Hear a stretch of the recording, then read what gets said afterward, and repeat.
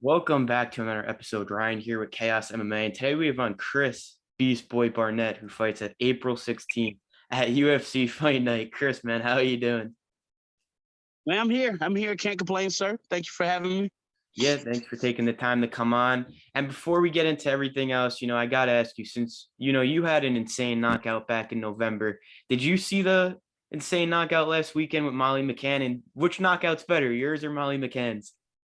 Uh, you always gotta toot your own horn, Yeah. right? You gotta, but now that knockout was that was nuts. But I'll just say, both of ours were good. We both got paid from it, and at the end of the day, as long as your work's getting you paid, then boom, that's all that matters, right? Yeah, no doubt. You both get the 50K. You get the viral knockout back in November. I mean, how has life been lately? Has anything like really changed for you like significantly with all this, like you getting all this hype around you now with the big knockout? It's been probably crazy for you, right? Yeah, I'll say it's easier to find training partners now. People actually want to train. They'll drive in. I've always normally been the guy that's had to go places, to go train and whatnot. But between just the people that are coming to me now, doing more interviews now, I'll say. But yeah, nothing's really drastically changed, overall. But just the more exposure. It's easier to get the exposure now than having to deal with trying to beg and plead with everybody. Please come train. Please do this. Please do that. But no, as far as me, no, nothing really, man. I try to keep it level. You know what I mean? You everybody wants to be a superstar, but don't nobody want to put in the superstar work. You know what I'm saying? So I'm trying to.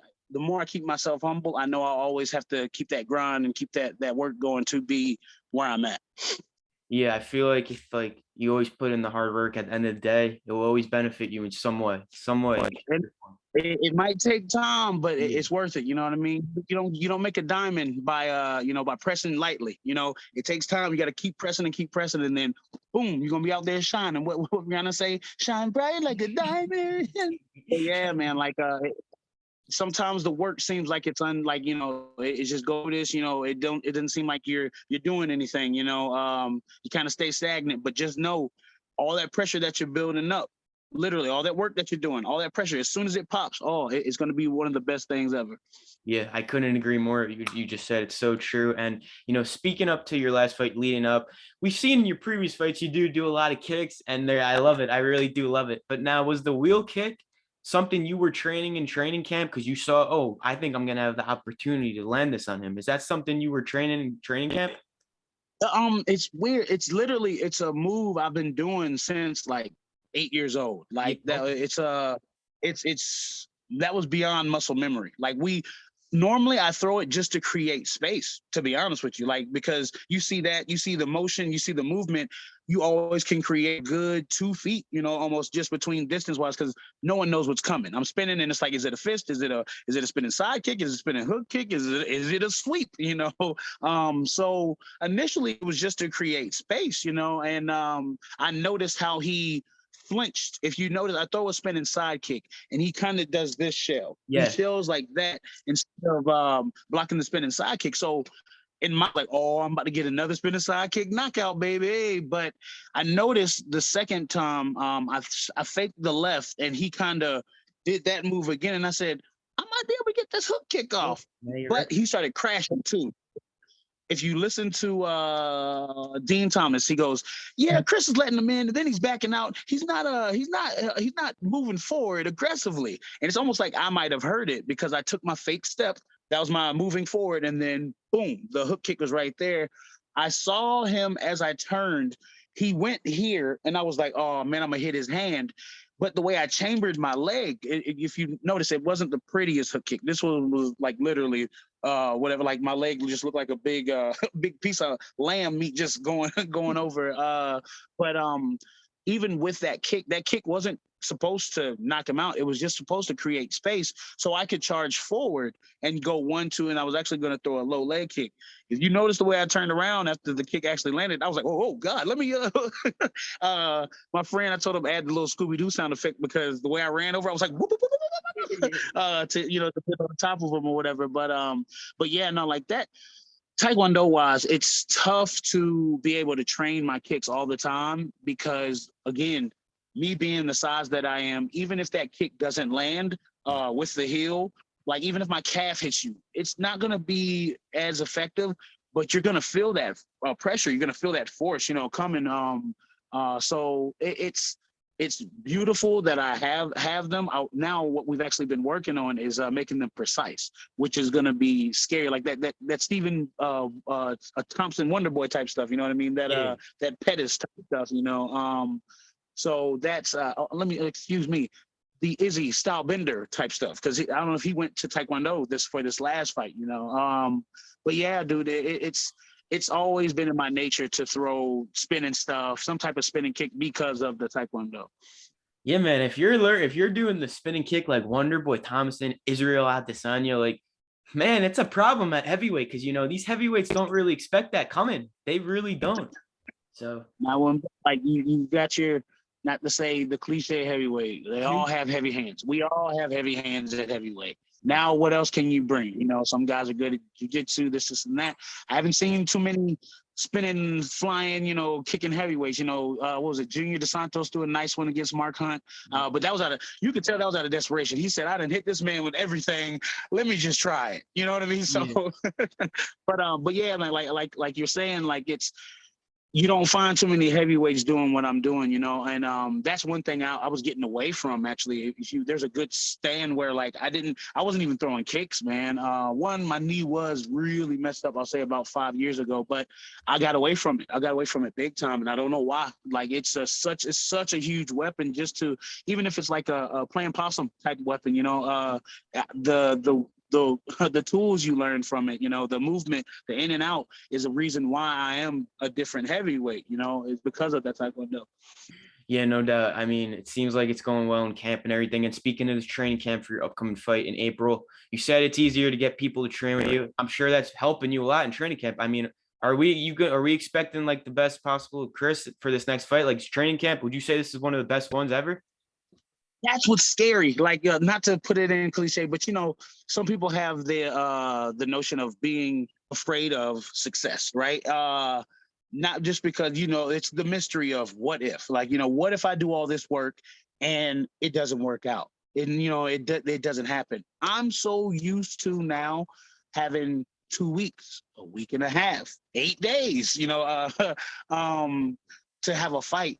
I've had, I don't even know how long. It's almost been too long, because my coach has been like, hey, I've never seen you look like this before. You look amazing, and normally it's like, ooh, all right, now we got 1 more week, man. I don't know how you look at it, so we've actually had to dial back. Like, I've had to take time off, which is, it kills me, because normally I literally, I have to be in the gym. I have to do this. I have to do this. I have to do this. I have to do this. You know what I mean? And now it's like, no, you have time to go play a video game. Why don't you go do that? And that is another thing too. My brain works totally different when I play games and go to training. So if I play Tekken or Mortal Kombat or something, fighting style, me personally, I look at like 3 moves and I go in the gym and I try them. Half the time they ended up working because they're so weird. You know what I mean? But yeah, man, like to get the whole mental aspect grasped, you know what I mean? Like, I always tell people, this game is for real 80% mental, 20% physical, 10% physical, and then 10% cardio. Because I've noticed with heavyweights, cardio is the thing that really separates us. Cardio and movement. Look at a guy like, I know Ngannou, but Ngannou stepped it up also. But you look like a guy like Cyril Gane. Look at him. Like, you know what I mean? Like, him and Ngannou are going to end up fighting at least 3 times. Like, I have a real, if Ngannou stays, because of that style doesn't lose too often. You know what I mean? But look what beat him, more wrestling, actually.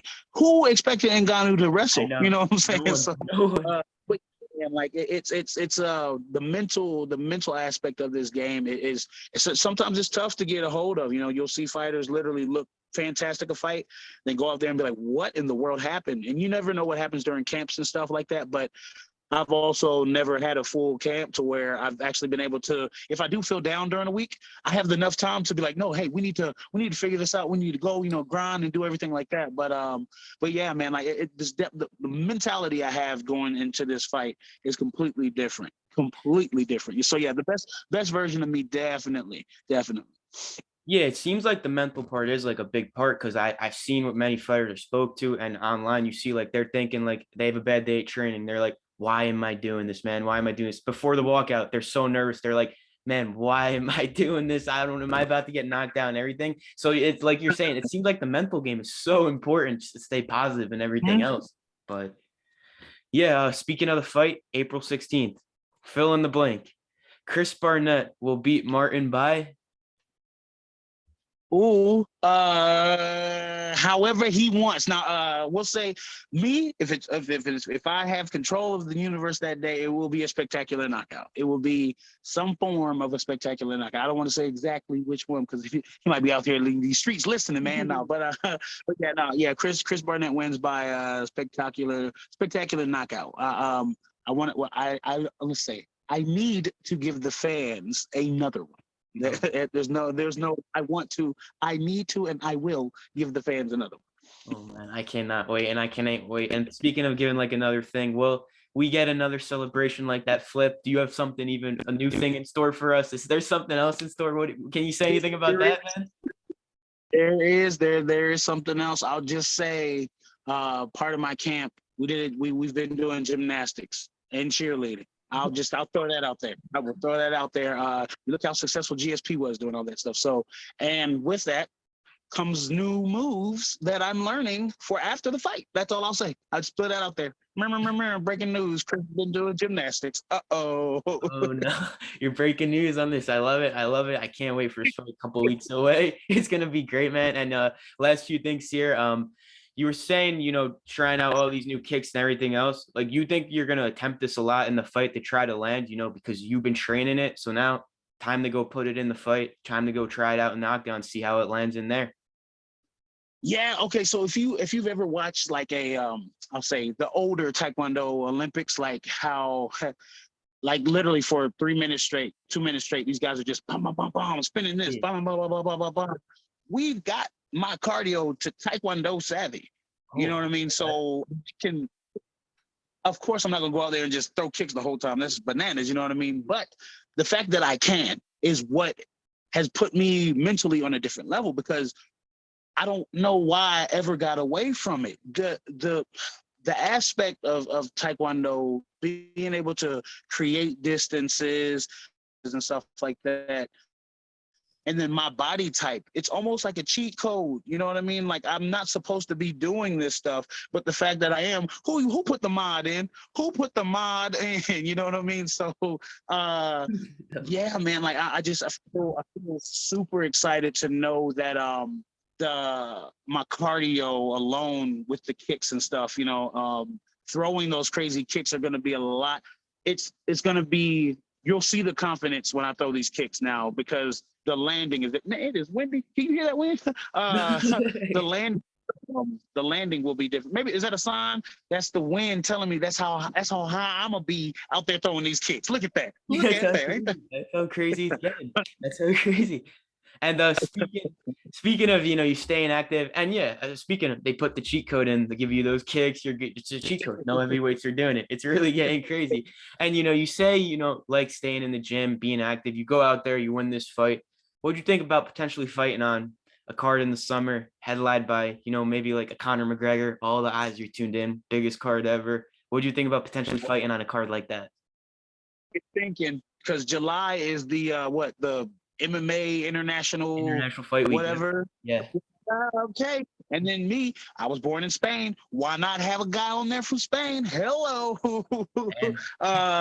Yeah, no, me personally, I technically could have fought already January 15th. I was stepping in for somebody that had to back out, but then that opponent backed out once I stepped in, and I was like, oh man, so their next opening really wasn't until the 16th, but it's crazy, doing kicks like that opens up opens up more doors. People want to see exciting fighters. luckily enough, I was able to land that kick. You know what I'm saying? And yeah, man, the more fights that's the thing too. They throw fights at you, and they're okay with you saying no. What they're not okay with is you saying, "Oh, they don't offer me no fight." Just like, stop it. They offered you the fight. You said no. We'll offer you another one. Just, hey, now you got to wait a little bit. I'm sorry, type thing. So, yeah, man. Like if they throw it at me, I'll at how I feel now. I know I can take an 8-day and win because of the camp I just put in. I'm not going to lose anything from it after this fight. We're going to keep working. You know what I'm saying? So, yeah, I have a really good feeling. Y'all could see me this summer. If they throw it my way, trust me, y'all will see me. Worst case, I'm going to campaign to get on that international fight. Well, I like the way you're thinking, sir. I like the way you're thinking. Hey, I hope you get on it. I can't wait to see this fight in April. I hope you get on the International Fight Week, man. Great speaking to you. And last thing here, I got to get your prediction on the upcoming fight in like 2 weeks. Khamzat Chimaev, Gilbert Burns, a lot of people are on this hype train to Khamzat Chimaev.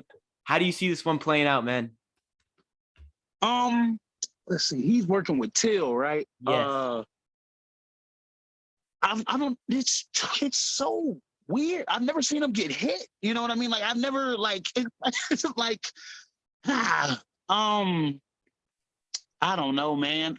He could have an iron chin underneath that beard too, so you never know. And then working with a guy like Till, literally his jab can knock somebody out. You know what I'm saying? So he's got to be getting the stand-up work, and we already know the ground game is bananas. This man's picking people up in the cage. Hey, Dana, this is your boy, huh? Boom. And it's like, whoa, wait a minute. We saw that with Khabib. Remember when Khabib was beating up Michael Johnson, talking to Dana? No, you can't do this, brother. No, this is mine. You have to stop. You have to tap now.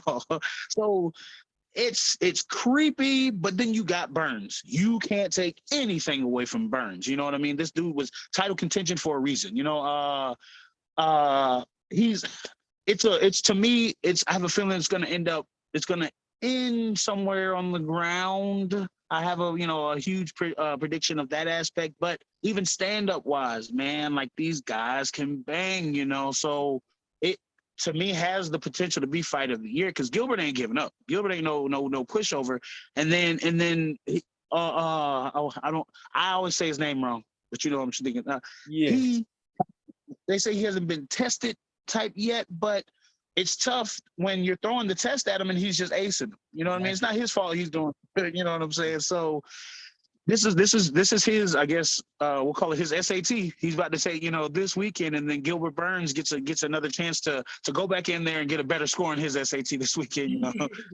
I love that comparison, man. I really do.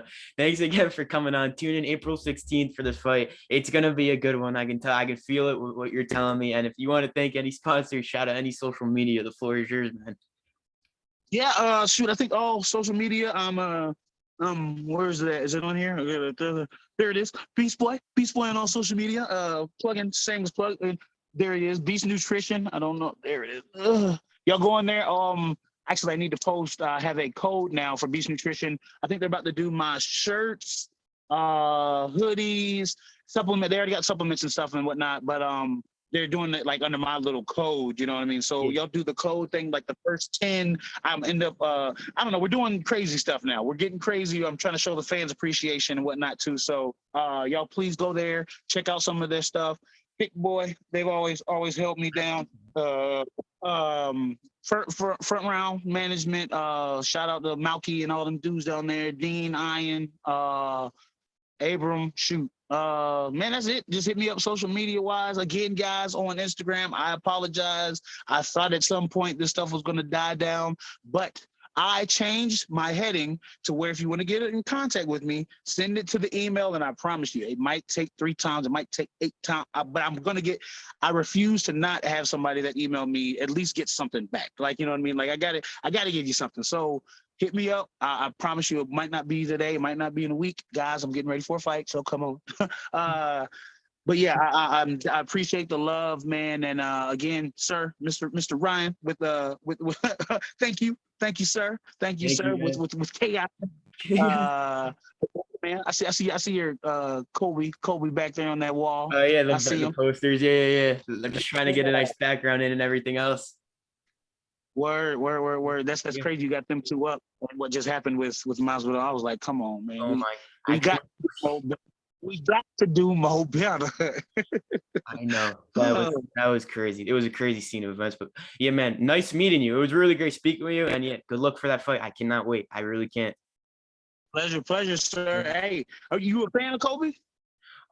Yeah. I mean, Colby. The thing with Colby is, when we first started, me and my buddy, uh, he took the time. Like our first interview was with Colby Covington, and you wouldn't think like your first interview would be with a guy like that. And he was super respectful, nice to us. So it's like I feel like it's all a gimmick and stuff. I feel like outside the cage, he's just such a nice guy. Hey, don't mess up his money. But yeah, like I met him in New York, and when I tell you one of the coolest people, he was like, "Yo, dude, you don't need to sign that. We ain't getting paid for that." I was like, "Oh man, thanks, Kobe. Man, you great." Like it throws me off seeing him, you know, saying the things and doing this. Sometimes you're like, hey, nah, I know. But overall, man, he gets it. He gets the game. You know what I'm saying? So, but yeah, okay. I'm gonna throw some words at him. Let him know. Maybe me and him both can get on here and do like some dual crap or whatever. But yeah, no, that's cool. I like it. Not too many people like him, but not too many people get it. I'll say that much. Yeah. So. Yeah. Let's set it up, man. Let's set it up. And yeah, once again, thank you, man. Really, really, thank you.